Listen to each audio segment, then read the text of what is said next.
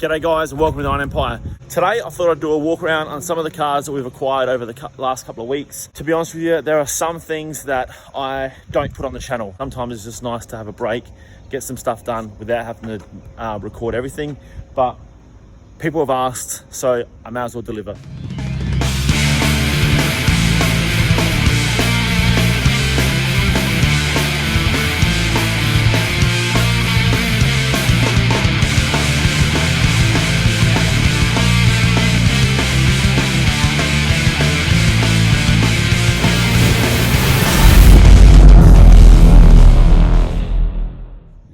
This car here is a 1987 ZL Fairlane, and this is Andrea's car.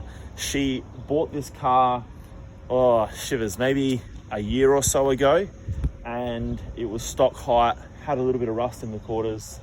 I think it may have even had those wheels on it. It needed a little bit of work, a little bit of a tidy up. We'd done all that stuff. She cruised around in it for about 6 months and then sold it to a friend of ours. His circumstances changed and had to move the car on. She got offered the car back for the same price that she sold it for, so she jumped at it. She's always loved this model. I've got a soft spot for the XF era car as well. And so here it is, ZL Fairlane.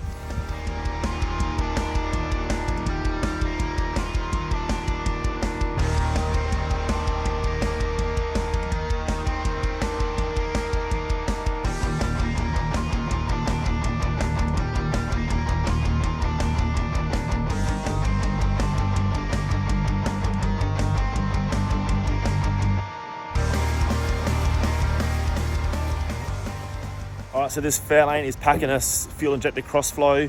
As you all probably know, the XF era did not offer a V8, unfortunately. Bit of a slug, but it's the ultimate cruiser. We've slammed this thing on King Springs. Andrea spent a bit of time detailing up the wheels. I've obviously sorted out with a set of red walls. I've done some rust repairs in the lower quarters, and overall, apart from that, it was actually really tidy. There's a little bit happening in the C-pillar, but not a great deal, and a little bit of surface rust happening in the firewall, which is pretty standard procedure for these vehicles. There's obviously a few little paint touch-up things we need to address, and a little bit of chrome trimming here that needs to be done. But overall, as you can see, it's the ultimate cruiser. Inside, this thing is actually pretty tidy. This door handle doesn't work. There's always one. There's probably a whole heap of junk in here, but as you can see, it's probably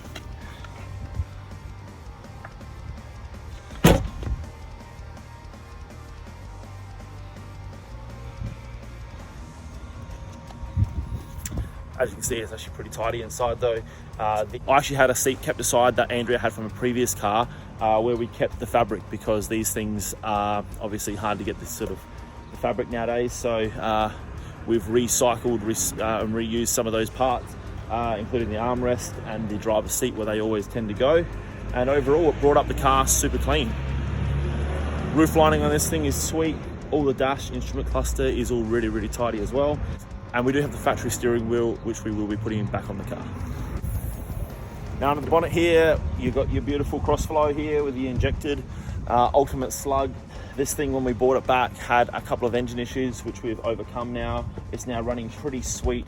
It does tend to idle quite high, and I can't find a happy medium between getting the idle correct and it having any power with the timing. So I'm assuming that maybe there's an airflow meter or something that I need to address in here.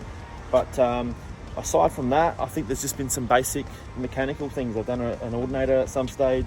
All the pipes and stuff have been replaced, and aside from chucking a belt on the air conditioning compressor and throwing some gas in it, it's gonna be perfect, ready for summer.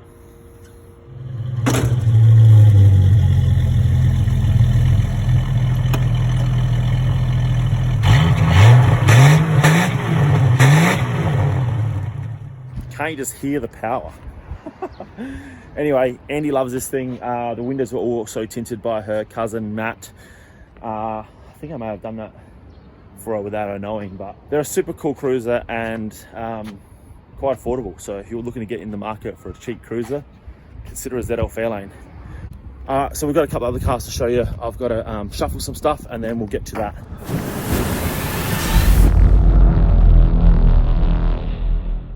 Okay, so the second part to some of the additions to the channel is, those of you who know this channel will know that I had a VR 5-litre Statesman, and it was never really the intention to keep that car long term. I did put it on the market and I ended up selling it, kind of swapping it with a subscriber, and I ended up with more cars.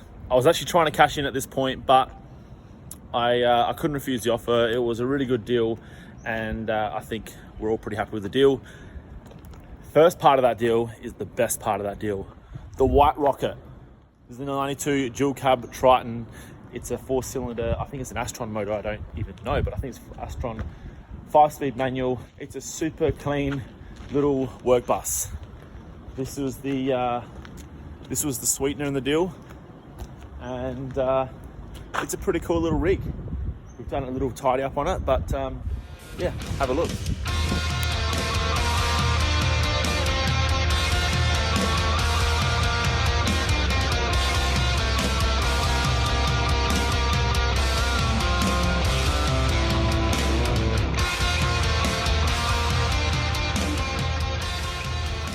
All right, little White Rocket is pretty well looked after, to be honest with you. It's only done 214,000 and it shows.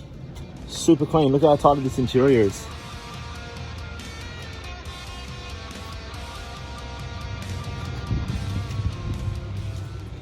It's almost like a factory snakeskin trim. It's a full work bus, but it does have air conditioning and it does drive really sweet. It's got good tires and all sort of stuff. We've already used it to do a bit of towing, move some stuff around, and overall, cool little car. But obviously this sort of car, I don't need it. It was pretty much just to help me recoup some of the cost of the Statesman. So that has actually been sold. I put that on the market and it's sold within about half an hour. So, but the real part of that deal is inside. We're gonna poke in now and have a look at this. You'll love it. To the left of me is the car that I really swapped the Statesman for. It's another Holden. Check it out, guys. So I've ended up swapping a Holden for a Holden, and I've got myself a WB Ute. This thing, as you can probably see from a glance, has had a fair bit of work done, and it's realistically not too far off paintwork, as in close enough that they've even started painting all the jams in preparation to get the outside painted, and they've gone with a nice lime green here. I've got to say, at this stage, I was sort of ready to cash in on that car. I just wanted to move on, get some money in the bank, and get some space. But I couldn't go past this deal. The sweetener for this deal is definitely this. It's a factory V8 car. This is a 253 with power steering, automatic WB Ute. Obviously looking really nice here with the flat tire, but it comes pretty much complete. I haven't gone through all the bits and pieces, but I'm sure it's all there. And yeah, look, I think it's a good deal. I think I can make this to be something worth more than the Statesman was gonna achieve for me anyway. So that's why I ended up going with this thing. And really, I think the plan is I'm gonna put an early front on it. We're gonna go something from a HJ to a HX era front on this car. And we're gonna do a Sandman replica. Now, the good thing about this is that I'm gonna be building this one while Jake builds his. We're gonna build 2 Sandman replicas, and we hopefully should have them done at the same time. And it's gonna be cool. Obviously, Jake's is a bit more of an advanced car. It's actually a genuine HJ with a 308 and a short 9-inch in it. But this being a factory V8 car is really good bones to make something really, really nice. So any leads on bits and pieces that's gonna help me get this job done would be great. I don't know a great deal. I'm still finding my feet with these Holdens, learning my way around them. But they seem like a relatively easy thing to restore because obviously everything's available new for them.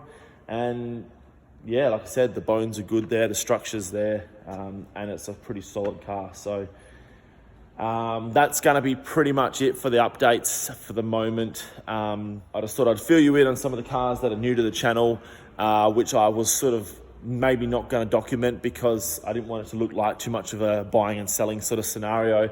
But realistically, I have to do this. I have to get a few cars out to make a little bit of money so I can spend on the things that I want to keep forever, or at least keep long term. So once I get a bit more cash flow happening, then I can get stuck hard into these cars. I want to get stuck into the Javelin.